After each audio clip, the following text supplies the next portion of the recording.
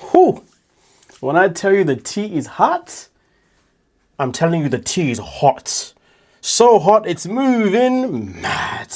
Let's not waste time. Let's not waste any time. Let's begin this video with the hottest tea of today. And that is, well, let's have a listen to what Cut to the Drama had to say. So at the end of tonight's tell-all, we find out that Lisa almost died in the hospital, and they just casually drop that with zero context, like we're not going to have questions. Well, here's what really went down. Faith actually came into my live during the episode and spilled everything. And when I tell you this story is insane, I mean it's insane. So Lisa's 52, she's been through menopause, she's had her tubes tied and had a partial hysterectomy. And somehow she ended up with an ectopic pregnancy. Her fallopian tube literally burst. She almost died. Like, this wasn't just a scare, this was a life and death in the hospital bed situation. And it gets even more heartbreaking.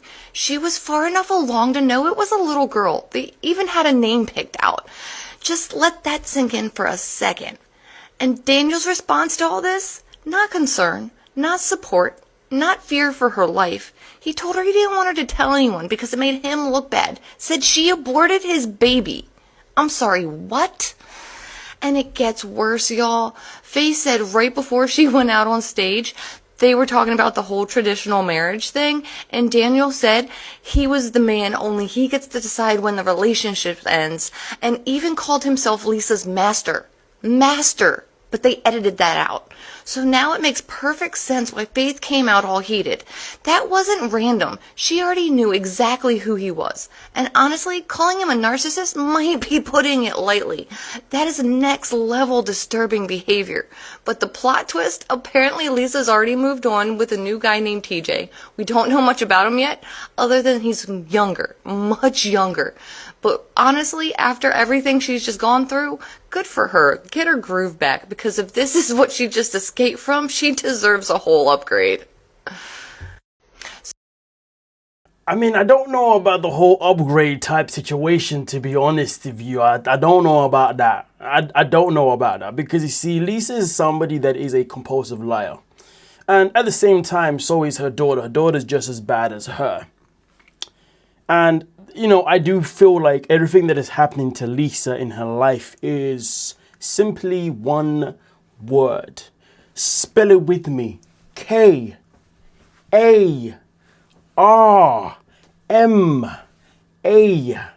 Karma. It's been a long time coming. Okay? Everything that she's going through right now with Daniel, given the fact that it is all legit and it's not scripted, is happening because of the way she has treated people over the years, the way she has conducted herself. Now, I'm not saying that she deserves this madness that is happening to her, but she needs to acknowledge why these things are happening. So therefore, she can hold herself accountable. But listen, the whole situation is absolutely insane. Now, bear in mind, the tea here is something that Faith, her daughter, told. All right, it's not tea that was made up by Cut to the Drama. This is just something they're reporting based on what Faith said. So we don't know if this is true, and we don't know if it's not true, right? But I will say this though, and I'll say it again in my chest here. Sometimes in life, some things happen because they were blessing in disguise. So let's say Lisa was pregnant, and she did unfortunately lose the baby. That would be a blessing in disguise for that child, because you see, I don't know what kind of world that child would have been brought into. A world where it would have a mother that is a compulsive liar. A life where it would have a sister that's also a raging compulsive liar too. And then also on top of that, a father who probably would never step up anyway. Yeah.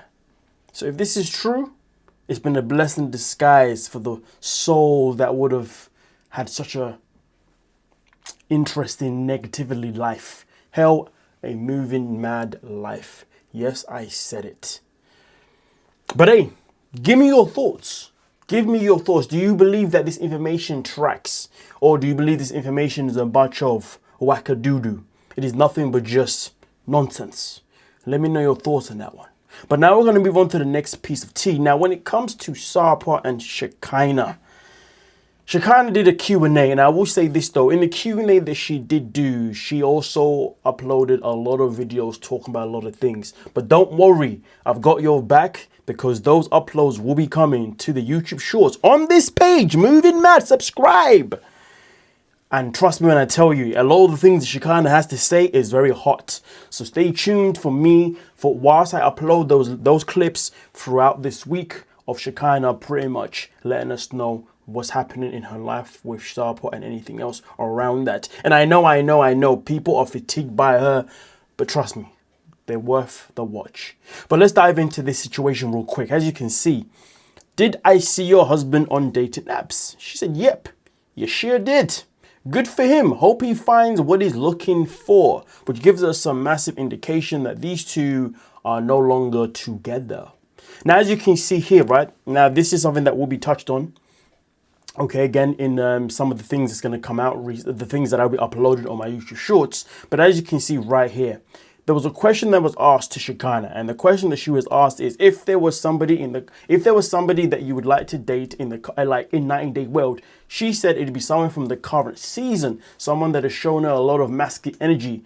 And somebody put down Daniel. She posted it and said, literally out of the hundreds, only one person got it right. So apparently Daniel, that's the one with Lisa. Daniel, apparently he's the one person she would have liked to, adventure with. If you ask me personally, I'm going to say she's simply trolling. That's just my perception, to be honest with you. As you can see here, says the guy on dating apps, you're disgusting, I hate you, change your last name, slut. I was effing loyal to this BICTH, dreaming other men, I hate you. So as you can see, this is obviously something that she posted regarding obviously what Sarper had to say in response to her, I guess, saying that Daniel was a man that she was interested in. Here's the thing though. The thing that's quite interesting when it comes to Sarper and Shekinah is that now they have definitely broken up, and trust me when I tell you they have, and you will find this out. We do know that they are still scheduled to be a part of The Last Resort, which shall be very interesting. But some people now do wonder, did Sarper use Shekinah to get to the USA? Or did she use him because maybe she just wanted someone to maybe love her who wasn't going to leave her? We'll never know. But one thing that I will say is this, is that a lot of us said that once Sarper gets to the USA, the chances of him leaving Shekinah are very high, because once he gets to the USA, he's going to meet plenty of other Shekinahs in the USA and other women that he's going to want to clearly adventure with. And now that he's obviously a stand-up comedian, don't know how, and he's somehow allegedly doing well, we know that when you're doing well, what does that come with? That comes with plenty of women potentially falling at your feet. And we know Sarper, somebody that can never help himself. So I do wonder if one of the reasons these two are now no longer together is due to the fact that Sarper has been enjoying himself with his fans that turn up at his events. Food for thought. Do what you will with that information. But that is something that should definitely be thought about. But either way though, let me know your thoughts. Let me know your thoughts regarding Sarper and Shekinah. But like I said, stay tuned for the uploads to come on my YouTube Shorts. Now with that being said, we're going to move on to the next one here. And this one is all about Jasmine, your favorite 90-day cast member. The one that you guys never get bored of. Now, as you can see, she's coming by saying, getting my passport renewed at Panama consulate. I don't know why I cannot say that word, but anyway. Also getting Matilda a passport, and once it's all done, to Panama. For people who don't know, Jasmine has been approved an extended 48 months, I believe, in the USA. And also that also comes with her having an ability to be able to leave the USA to go to Panama to see her boys. And that's something that she's been raving about recently.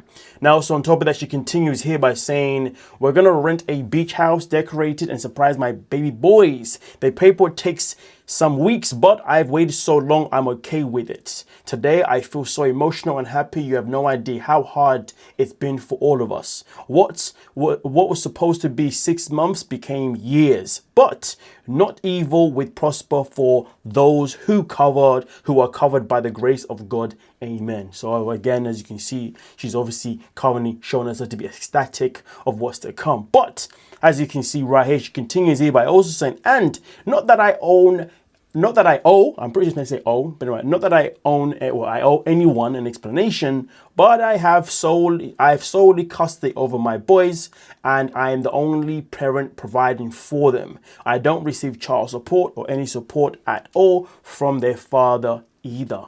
That is very, very interesting. So that means that both the boys have the same father then, right? But I know there's always been allegations, speculation about the fact that she's got two kids, two boys with two different dads. One of them lives with the dad, another one lives with her mother. But in this situation, she's making it clear that both boys, they only have one father, and that father's nowhere to be seen, which means the boys would be living in Panama with her mother or a family member. Interesting. But the question is, do you believe her? That is always the key question with Jasmine. Now, also on top of that, somebody asked a question here. Well, she also said, every week I send to Panama the money to cover their weekly expenses ever since I came to America with no exception over. And then obviously because of this, somebody simply asked her a question, and that was to, if you don't mind me asking, Jasmine, how much is that in American dollars? Why don't you say dollars? But anyway, Panama currency is American dollars, so it is $1,280 American dollars. I don't know why I've repeated the American dollars there. Let me just double check that real quick. Okay, yeah, okay. Oh, do you know what's so funny though? It does say USD literally there. So the person who asked that question, clearly a moron. It literally says USD, and plus Panama is owned by America, right? Or it's a part of America, something like along those lines. So it doesn't make sense for them to have the same bloody currency. So, I mean, listen. It's up to you folks to decide what you want to decide regarding whether you believe Jasmine in terms of the fact that she is the one that is solely the parent for her boys, and she is the one that's the only one that provides for them amongst anything else that she's had to say, because the woman loves to freaking talk. But listen, ladies and gentlemen, there is so much more content to come out. I'm so excited for you guys, okay? Because the YouTube shorts are going to be going crazy this week, as well as also the uploads and stuff in particular. But hey, stay tuned though, because obviously there's also going to be another upload tomorrow. And a lot of people have not been happy with the tell-all, especially with a specific cast member. And we're about to rip into that one tomorrow. So be here or be square. Nah, be here, subscribe, like, hype, and the whole shebang. Thank you so much for your time. Have a great day.